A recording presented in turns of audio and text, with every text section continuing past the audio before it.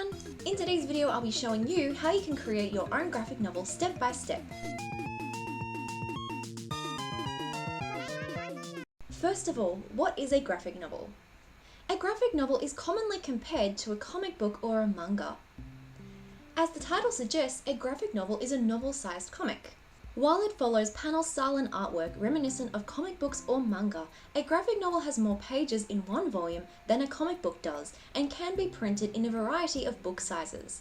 Graphic novels also tend to have less volumes in a series, sometimes even being a standalone book, whereas comic books can have many volumes or issues in a series. Today I want to show you how you can create your very own graphic novel step by step. To do this, I'll be showing you examples from my own graphic novel, Having Faith. Sometimes imaginary friends don't want to be imaginary. Having Faith is a psychological thriller graphic novel created by me, Midnight Cross, which focuses on what it means to grow up, make friends, and fall in love, all while trying to overcome the fears we create in our own minds. Book 1 is already out, and I'm currently working on Book 2, which will be the final book in the series.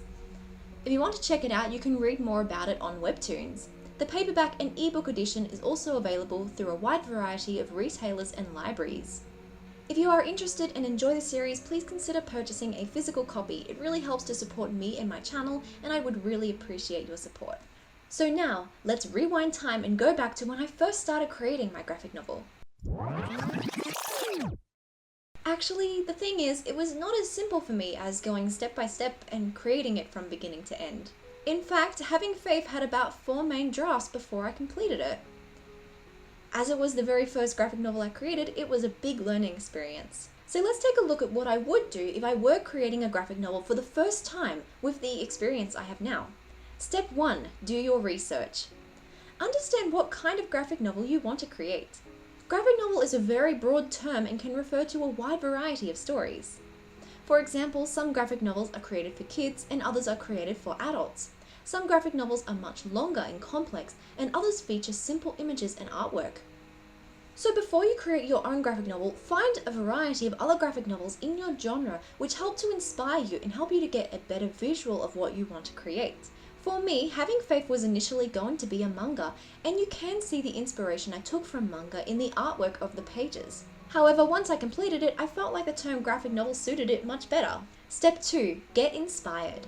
In order to begin creating your graphic novel, it's important to gain inspiration. I find that the best way to gain inspiration is to read or watch a lot of other series in the genre that I want to create. Don't write down notes at this point, simply fill up your mind with lots of ideas and concepts so that you have a lot to work with. In order to create and tell stories, we need to analyze many other stories. As you watch or read, consider the things you like about these stories. Whether it is the art style or the way the characters are presented, the world building, or even the dialogue, keep these thoughts in mind as you watch or read to gain inspiration. Step 3 is brainstorm. Once you have your initial ideas in mind, get a blank piece of paper or a Word document in order to write down your ideas. Even if an idea sounds strange or does not make sense in context, write it down anyway. Get all of the ideas out of your mind and onto paper. As you write your ideas, try not to examine an idea too closely. At this stage, we're not judging the ideas or trying to connect them, we're just trying to get these ideas down onto paper so that we can analyze them better. If you're struggling to write down any ideas, try listening to some music and relaxing your mind. If any thoughts come to mind during this process, you can write them down then. But try not to force the process. It's better to try and let the ideas come to you naturally. Even if you have just a few ideas, it should be enough to help you get started. Step 4 is idea construction. Once you have your initial ideas to work with, highlight or underline the ideas you like the most. Rewrite these ideas on a different piece of paper and see if there are ways you can connect these ideas to other ideas. A good way to do this is to ask yourself questions based on each idea and try and use these questions to sort of build and expand on these ideas in order to create new ideas. If you need any help with this, check out my idea generator workbook available on my website midnightcross.com. It's got a huge variety of exercises and prompts which take you through the process of constructing an idea. Step 5 is planning your story. Now that you have your base ideas, it's time to plan your story. This process shouldn't be rushed, and instead take your time to properly and effectively plan out your story. The reason why I had so many drafts of Having Faith was because I didn't write the initial plan properly. When it comes to creating a graphic novel, due to the nature of it being a combination of artwork and writing in the storytelling, It's more important than ever to have a draft to be able to follow. Otherwise, later on, it may be more difficult to make changes to it when you are making changes to drawings. To speed up the process, take as much time as you need to create a solid plan for your story, and this can act as a base as you continue to create your book. After all, this story plan is the frame for your story, and a solid base for your story will help the rest of the book to fall into place. I like to use this planning method when it comes to creating graphic novels. Create a story plan with the beginning, the inciting incident, the rising action, the climax, the falling action, and the resolution.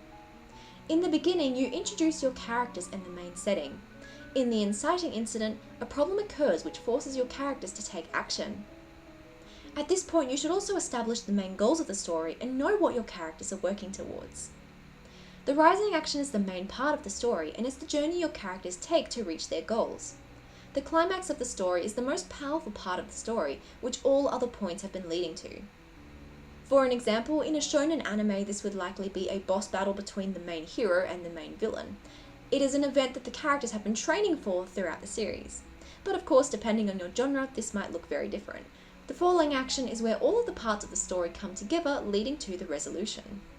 When planning your graphic novel, I recommend using this method to plan out your story. Write each point in detail until you feel satisfied with the main points of the story. Step 6 is dividing your graphic novel into volumes. Once you have a plan for your graphic novel, consider how many volumes you wish to have. Most graphic novel series tend to be quite short, ranging from around 1 to 10 volumes, but this also depends on how long each book is. For example, graphic novels for children tend to be shorter per book but have more volumes in a series, whereas graphic novels for adults may have less volumes but have more pages per book. Take some time to consider how many volumes you want to have. If you're just a beginner, you may want to start with creating a standalone graphic novel book before deciding to create many volumes of your series. Step 7 is planning each volume. If you are planning to have more than one volume, I recommend using the same story planning method that I mentioned previously. So plan each volume with the beginning, the inciting incident, the rising action, the climax, the falling action, and the resolution.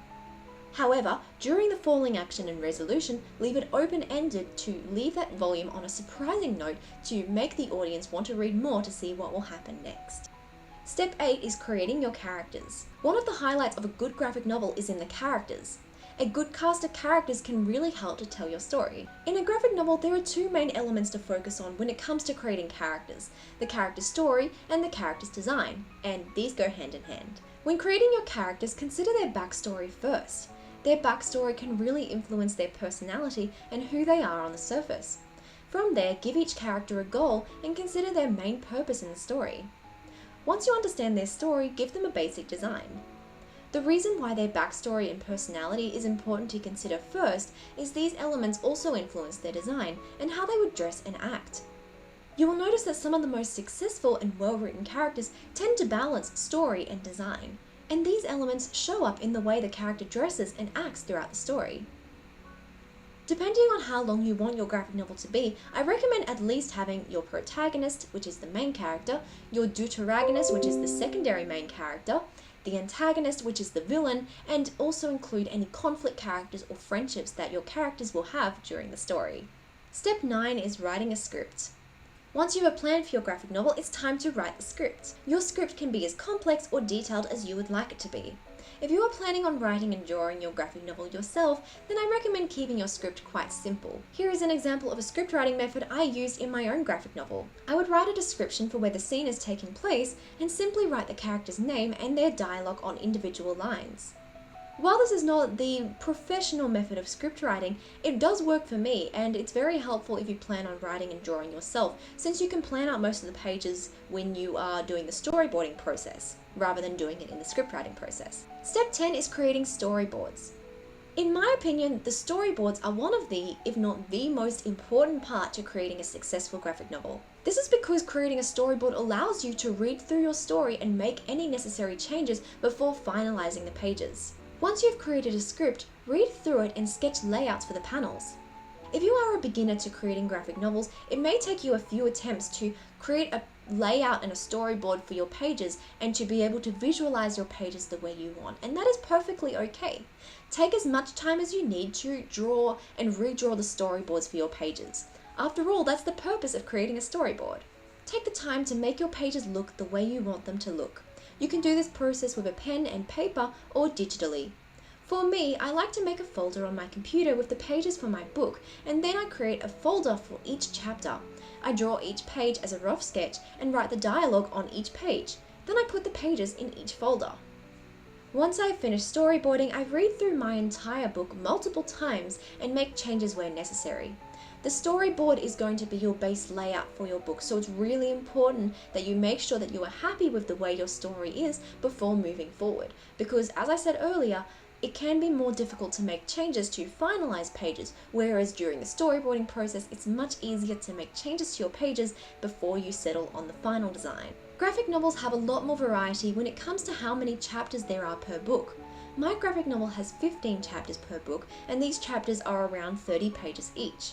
It is up to you how many chapters you include and how long you want each chapter to be, but I recommend trying to be consistent with chapter length and trying to make each chapter have about the same number of pages as each other. Once you've read through your storyboard multiple times and you feel happy with your story, you can move forward into the drawing process. Step 11 is drawing your graphic novel. In this step, I'm assuming you're drawing the artwork yourself. However, if you are a scriptwriter and you plan on working with an artist, then I recommend checking out my scriptwriting video here, which goes into various scriptwriting methods, including ones that may make it easier if you're planning on working with an artist. As an artist myself, if I were working with a writer, I would also want storyboards if possible. There are so many potential ways a graphic novel could look, and a storyboard can really help an artist to visualize the writer's specific vision. Even a rough sketch with stick figures can really help. When it comes to drawing your graphic novel yourself, it's important to try a few techniques before settling on the technique and the art style that you want to work with. Take some time to try a few different techniques until you find a technique that you like. As you draw, try and simplify the process. Remember that you aren't creating a standalone illustration, but a graphic novel. If you put too much attention into one page or panel, you may become burned out in the long run. There needs to be a balance between making it detailed enough that you feel happy with the pages, but also simplified enough that you can draw many pages and not feel burned out. Also try practicing drawing your graphic novel digitally and traditionally to see which you prefer. Experiment with different colors and art styles until you find a style that you like. My graphic novel is inspired by manga art styles, so that is the style that inspired me and that I was focusing on when creating it. However, over time I feel like I developed my own style through the shading and cross-hatching. As you create your graphic novel, it's likely that your style will develop over time too, and that's perfectly normal and okay. Allow your graphic novel to show your progress as an artist from beginning to end. Step 12. Choosing a printer or publisher. When it comes to the printing and publishing process, this highly depends on whether you want to self-publish your graphic novel or work with a traditional publisher, which is publishing through a company. If you wish to traditionally publish your graphic novel, do some research on companies which publish graphic novels. Some may require you to already have a literary agent, so you may need to work with an agent first before applying to a company. Also, publishing companies have various rules for publishing a graphic novel and may require different details depending on which company you choose. Typically, a publishing company will require an outline of your story, details and designs for the characters, and some examples of the artwork for the pages. If you intend to publish your graphic novel with a company, then you don't need to draw the whole thing. In fact, I actually recommend that if you're planning on traditionally publishing it, I recommend not drawing the whole thing and instead looking at the company first and learning about what the company needs and then creating that.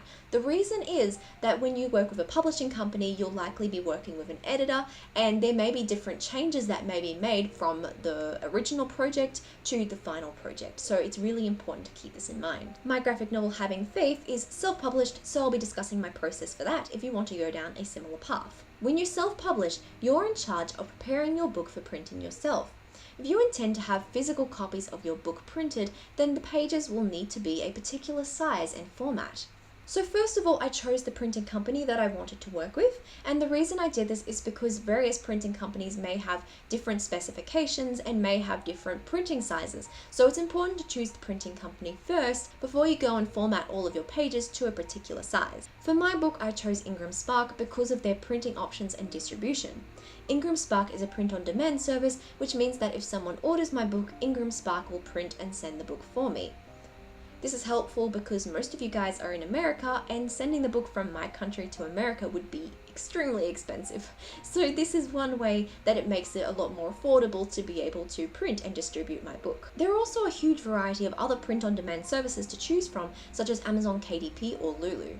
I recommend looking up print-on-demand companies in order to learn about the various companies that you may want to choose from. If you wish to have your book printed and sell it yourself, then you don't necessarily need to go with a print-on-demand option. Instead, you may find other affordable options online, such as a company which is able to print the books and then send them directly to you. And then once the books are delivered to you, you can choose to sell them yourself, possibly on your own website, or keep those books to sell at conventions. In this process, you may not necessarily wish to publish your book, but just wish to have 1 or 2 copies to be able to see your book in a printed form. And that's okay too. If you just want the excitement of being able to see your book in a printed form, then I completely get that. I know that there are techniques to print and stitch your book yourself, however, I am not familiar with this option. However, there are plenty of other tutorials about stitching your book yourself on YouTube, which you may be able to find and learn more about if you wish to do this process for your own graphic novel. Step 13 is preparing your graphic novel for publishing. Once you have decided how you want your graphic novel to be printed, it's time to prepare the pages. I wanted my graphic novel to be the same size as standard manga, which is 5 inches by 7.5 inches. Therefore, I resized all of my pages to match this size. For this method, I used Paint.net, which is a free software. I made sure to set the resolution to 300 to keep the quality of the pages, and then I resized each page. If you're creating your graphic novel traditionally, you may wish to scan the pages onto your computer. Or if you're just creating this graphic novel for yourself, you may prefer to cut out the pages and fold them together to create a book. The important part is to ensure that each page is the same size and format, so it is easy for all the pages to be put together to be printed. When printing a graphic novel physically, it's also important to consider page margins. When a book is printed, the sides of the page will get cut to fit into the book, and also anything in the middle of the pages can get lost in the binding of the book. To prepare my book for printing, I left a blank space of about 0.25 to 5 inches on the sides of the page that would be lost in the middle of the book. Keep in mind while doing this that odd numbered pages go on the right and even numbered pages go on the left, so this can be a helpful way to know where to leave a gap. If I fold open my book, you will notice that the middle has a blank space. But the very first time I got a printed copy, the details were lost in the middle. This is why it's so important to leave a blank space so that no details are lost during the printing process. It's also important to make sure that speech bubbles and characters are not at the edge of the paper. When formatting your book, ensure that all the important details are kept within the borders. Step 14. Celebrate. If you have followed all these steps, then you are on your way to creating your very own graphic novel. Congratulations! While creating a graphic novel may seem challenging and daunting at times, it can also be an incredibly rewarding experience. Thank you so much for joining me in today's video. I really hope you had fun learning about how to create your very own graphic novel. If you enjoyed this video, please consider purchasing a copy of my own graphic novel, Having Faith. It would mean so much to me because this graphic novel reflects years of hard work and dedication, and I would truly appreciate your support. I would love to hear more about your own process in creating your own graphic novel, and I'm sure others would love to hear your thoughts too. Again, thank you so much for watching. I hope you have an amazing day, and I'll see you in the next video. Bye!